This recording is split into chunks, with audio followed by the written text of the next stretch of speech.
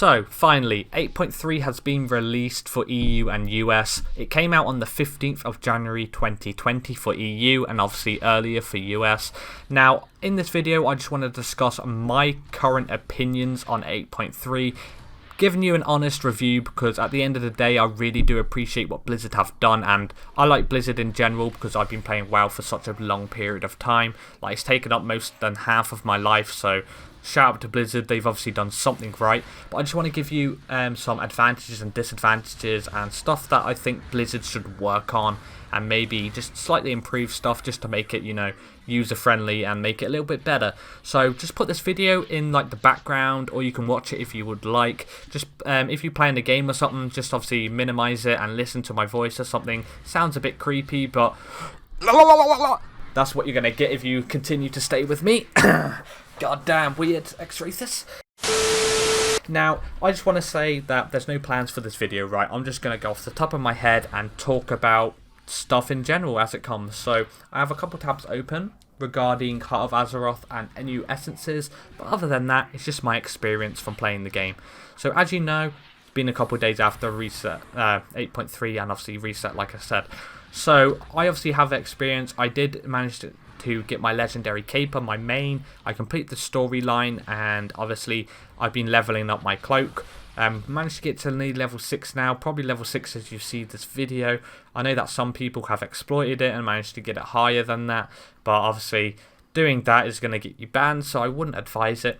However, I just want to say that from initial standpoint, every time Blizzard makes a new patch, I always get excited. I'm like the first to log on and the first to like complete stuff and be excited and enticed to play the game. However, it wasn't really like that in 8.3. I woke up early to play it, obviously logged in. It was kind of like a slogfest, if I'm completely honest. The quests were a little bit boring. It was overpopulated, obviously, as you would expect for a new patch. However, like, it just took me so long to complete the quests, and the quests weren't that exciting, if I'm completely honest. It was just a grind. And then when wanting to do it on another character, like my paladin, it just takes so much time out of your day to do, man. Like, I know if you want to ult in BFA, it's hard in general, but 8.3 seems even more harder at the moment, purely for the fact that you have to do all those quests again. Now, Blizzard have allowed you to skip like 2 major plots in the storyline, but again, that only shaves off like 20 minutes of your initial time. Now, I've worked it out. If you have every character that you want to play, so every class, so that's 12 classes, and you have the skip. So what I mean by skip, if you've already done the quest on one of your characters, Blizzard will allow you to obviously skip certain parts of the storyline, so it makes it quicker for you to obviously progress. Now, I've worked it out, it takes roughly 3 to 4 hours, depending on how fast you are and what your item level is, to do all these quests and upgrade your cloak to like level 5. That means upgrading your cloak as well, guys. So everyone in the comments who's probably saying, it doesn't take that long at all.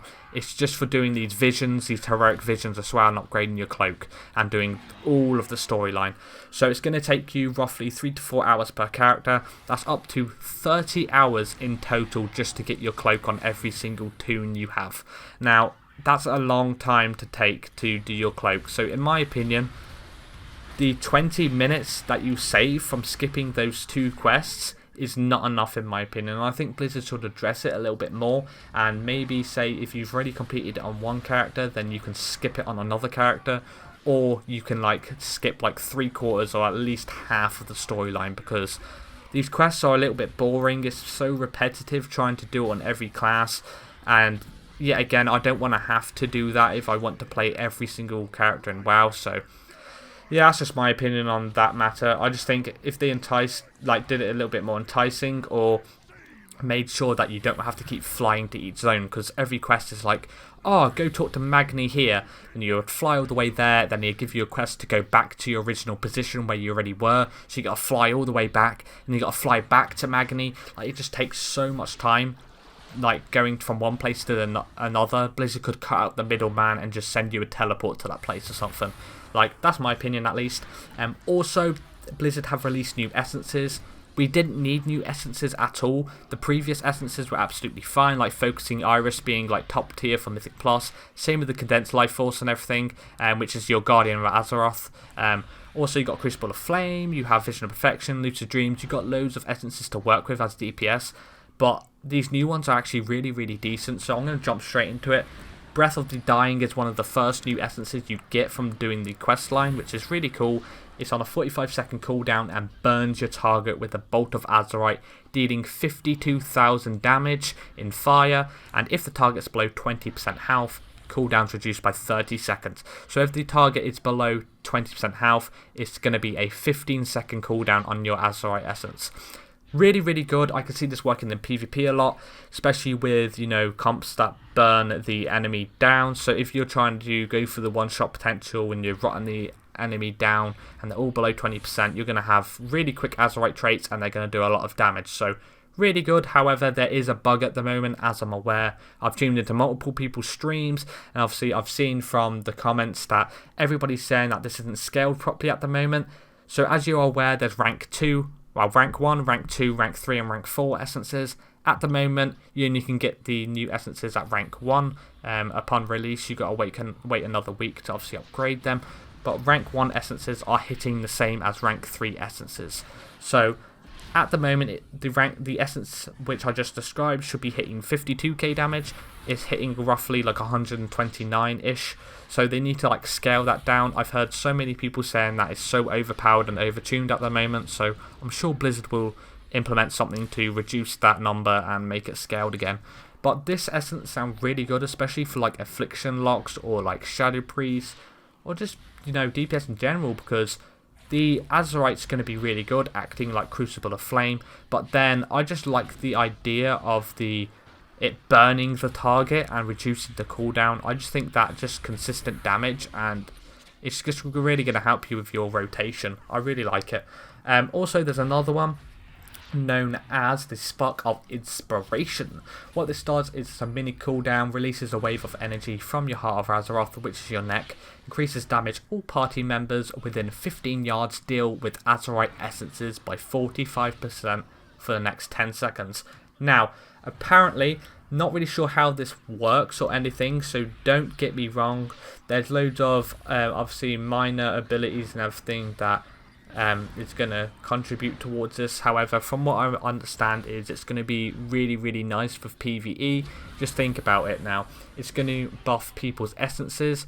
I don't know how it's going to work, because if you think about it, if you're running Vision of Perfection like your teammate is, and you're running this new essence which increases the damage of their Azerite essences, is this going to increase your Vision of Perfection, the damage? So for example, as a Destro Warlock, right, your Vision of Perfection, if it procs, it's going to give you another Infernal which comes down from the sky, and then it increases your Chaos Bolt damage. Now, is that going to increase the damage of your Infernal or the damage of your Chaos Bolt?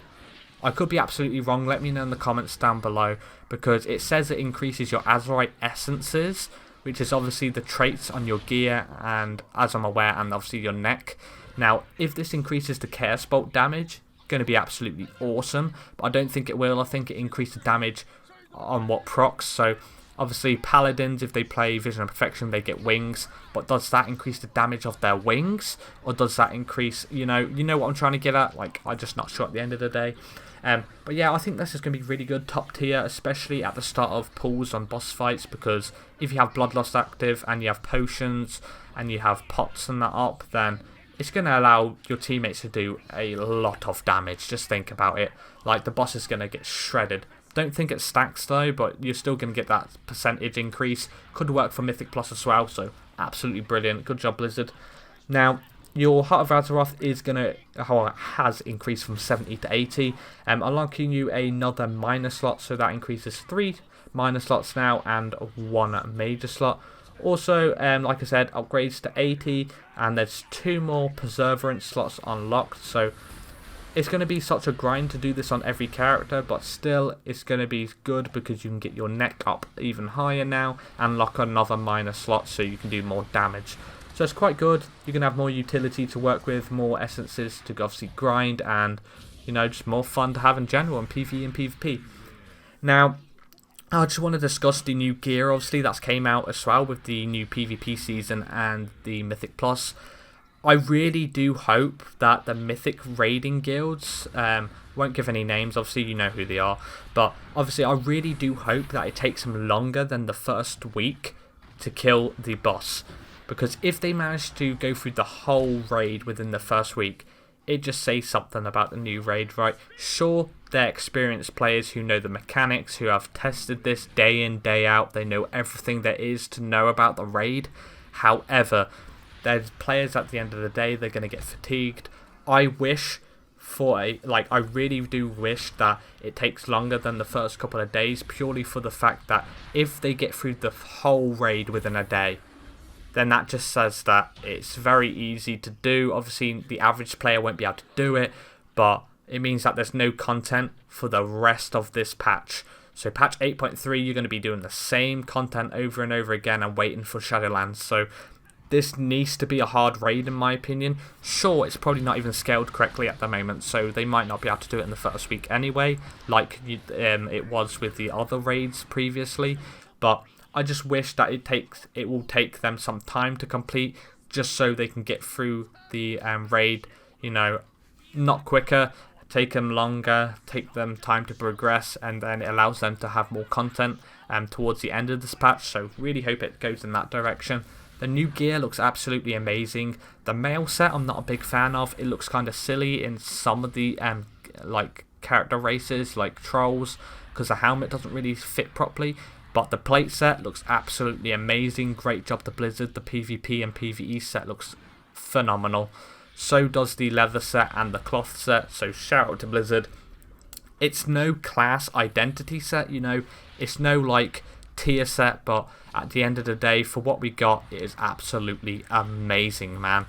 The one thing I just don't like as such, I won't go into big rant or anything, is that I don't like the reskins of mounts, Blizzard, man. I know I've said this in day in and day out.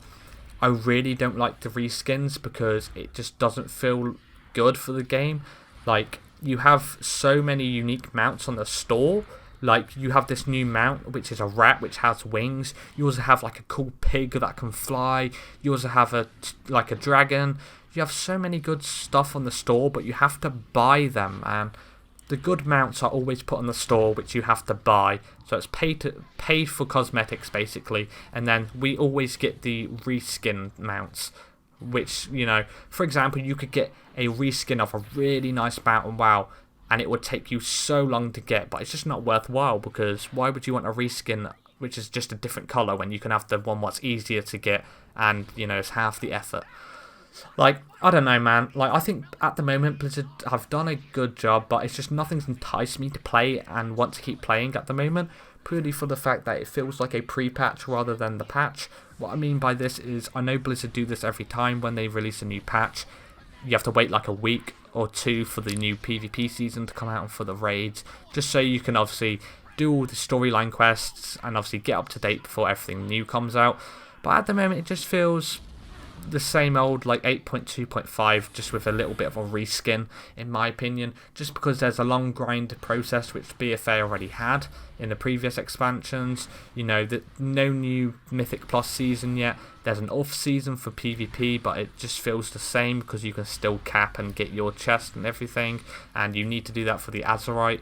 You're grinding islands again, and you're doing the same quests on every character. I just wish that they would implement something that allows you to skip these quests, because they're so boring at the moment, and I don't want to do this on every character. I don't know if anyone else feels the same. I've talked to a couple streamers in their chat, talking to them about it. They don't like the idea of doing this as well from a competitive standpoint, because they're already focused on gearing 3 characters at once, grinding AP, doing the raids, doing Mythic Plus every week, and now that they have to do this intro quest and get their legendary cape and upgrade their legendary cape, it's just so much to do for one person in a day. It's literally impossible. But you guys, that's my opinion on WoW. Just let me know in the comment section what you like, and what your thoughts are on 8.3. Like I said, I don't mind it. Like, I completely don't mind it. Like, Blizzard have done a great job. There is good things as well. Like, obviously the new essences. Can't wait to Theorycraft. Obviously the new PvP changes. Thank you so much for implementing that. Obviously making Mechagon a two-parter now with Mythic Plus Keystones. Brilliant idea. Absolutely like that. And obviously making new PvP seasons and everything like that. And implementing such cool mounts like the alpacas and the gear sets. Like I said, it's not just like a continuous rant video of me saying everything bad about WoW. Definitely not like that at all. I think Blizzard have done a great job. It's just that there's some tweaks that could be made to further improve the game and make it friendly for everyone else. But yeah guys, I've been Xrathis. Thank you so much for watching today's video. And yeah, I really hope you did enjoy it. Leave a like on this video, comment down below, and also subscribe. Alright guys, catch you in the next one. So, peace!